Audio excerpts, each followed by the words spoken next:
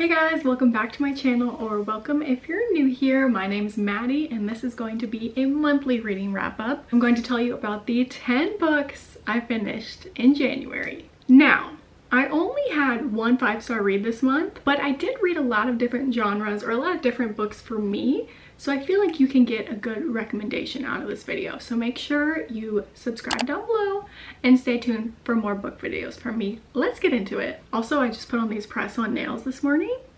And dare I say, I kind of feel better than everyone. Joking, but I do feel invincible. The first book I read in January was God of Malice by Rena Kent. I actually read a few of her books for a dark romance reading vlog that's up on my channel if you want to go check it out. This was my first ever Rena Kent book. She has an entire universe that is so well known and so well loved, and I wanted to try it out, and I did have a lot of fun. I started with the Legacy of God series by reading God of Malice, but I will say that that is her most recent series, so if you want to read it in order, you can just search up her website and find out the reading order of all of her series, because they are actually all interconnected, but you can treat a lot of them as standalones. So God of Malice was specifically about Killian and Glendon. It's a dark college romance, and it's actually a good girl psychopath trope. So the good girl is Glendon and the psychopath is Killian. Yeah, never read a psychopath trope before. Make sure you read the trigger warnings and the author's note before going into this book, because it is very dark. I enjoyed my time reading it. The first few chapters had me concerned. I didn't know if I was going to like this book, but I actually ended up really enjoying the characters' relationship near the end. Near the end, give it some time, and I'm glad I read this book. Overall, I rated it, I think I would give it around 3 stars. I would recommend it for dark romance lovers for sure, but I will say if you're looking to get into dark romance, this is not the first book you should start with. I think you should start with the Never After series by Emily McIntyre. This is a whole other level. Rena Kent is something else in the best way. So I just want y'all to be prepared for that. Do a little research on which dark romance books you should start with, because I just don't feel like these are the ones. So after that, I really did a 180. I picked up Finding Me by Viola Davis. I listened to the audiobook and she narrated it, and it was amazing. It's her memoir. It was heartbreaking. I couldn't put it down. I was rooting for Viola throughout the entire story, and I was just waiting for something happy to happen to her because I wanted so badly everything to work out for her. I definitely recommend it, and this book actually got me back into How to Get Away with Murder. I started that series when it first came out almost 10 years ago, and I don't think I ever even got to season 2. But since reading this book, I was like, I have to go watch this show again because I am just amazed by her. And I'm now on season 6 and I cannot put it down. I started watching it this month and I'm almost done with all 6 seasons. I never do that with TV shows, but it is amazing. The third book I read this month, I do have a physical copy because it was my book of the month. It's The Fury by Alex Michaelides. And this is a thriller. It was about an ex-movie star and her group of famous friends. They go on a trip to her private island and someone gets murdered. So the story unravels from there. And this book was also interesting because the narrator also addressed the audience.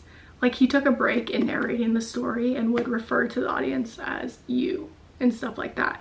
So it kind of made it even more spooky, and I don't know, it's definitely a page turner. Not my favorite thriller, but a good story nonetheless. And this is the same author as The Silent Patient, if you're wondering. It also has a lot of Greek mythology, I feel like, and if you're familiar with some of those stories, then you may love this. Along with Greek mythology, he also talks about Agatha Christie a lot, and I suck. I haven't personally read one of her books, but I imagine it is very similar to one of her stories. So if you enjoy Greek mythology, Agatha Christie, drama, this book is for you. Then I started my reread of the Hunger Games series last year. I reread the Hunger Games at the end of the year, and then I finally picked up Mockingjay by Suzanne Collins, and I actually listened to this on audiobook.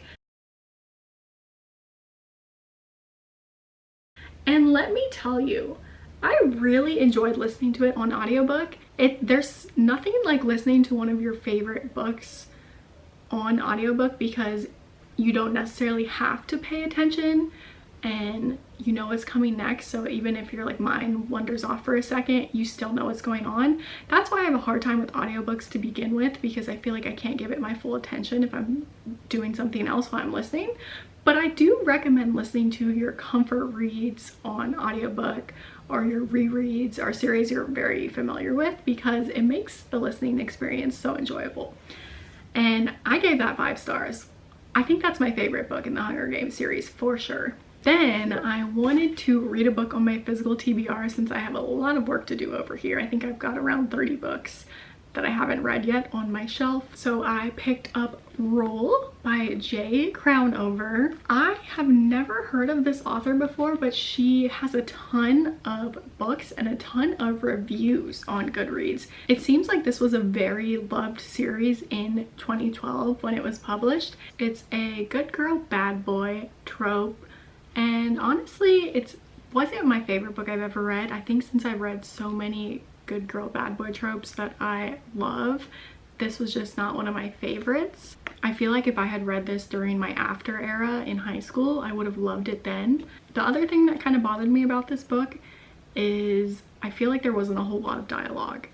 And I love to see characters interact. I love to see banter. And I just feel like it was a lot of descriptions and telling, not showing. I would rate this around 2.5 stars. Just an okay read. Then I read another book in the Legacy of God series by Rena Kent. I read God of Fury. It follows Nikolai and Brandon. It's an MM romance, and I liked this one a lot better than God of Malice. I will say it is one of the filthiest books I ever did read. There, I said it. It is spicy. It is a lot, okay? But the plot in this book is also amazing, incredible, heartbreaking. I enjoyed my journey reading this book. I'm not sure what I would rate it, maybe 3.5, 3.75, something like that. I would recommend this book in the series for sure if you like dark romance and spice. I'm just now realizing, I think I said I read Mockingjay earlier, but I really meant Catching Fire. So now I'm going to talk about Mockingjay. I also listened to this one on audiobook and I enjoyed it, but it's definitely not my favorite in the series. It's not a 5-star book for me, but it was still fun to finish out my reread of the series, and I had a fun time. There's something about rereading your favorite books from childhood. There's just nothing like it. Oh my god. Then I started reading Down the Drain by Julia Fox on my Kindle, and I got to 40% in one sitting, y'all. Her memoir is crazy. It is like watching a car crash.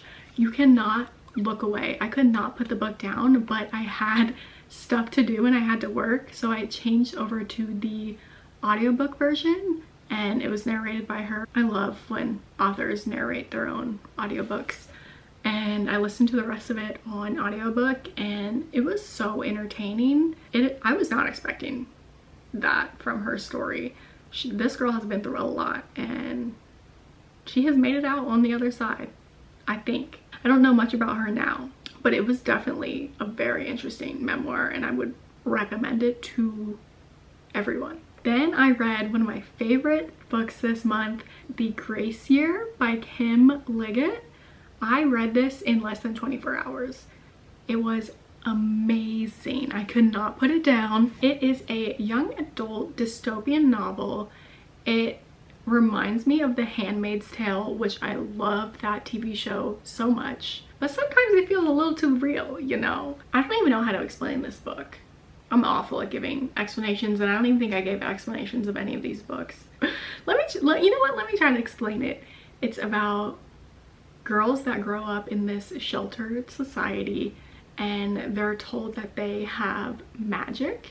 When they turn 16, they get sent away as a group to go on this year-long journey where they're stranded by themselves in the middle of nowhere away from their families because they need to get rid of their magic before it destroys their community. And yeah, like, it is crazy. and I loved the ending. It gave me everything I needed. If you're looking to branch out into other genres, I know I started reading a lot of romance when I got back into my reading journey, but this is definitely a good one if you want to try something new. I would recommend this to anyone. And the last book I read this month was The 7-Year Slip by Ashley Poston.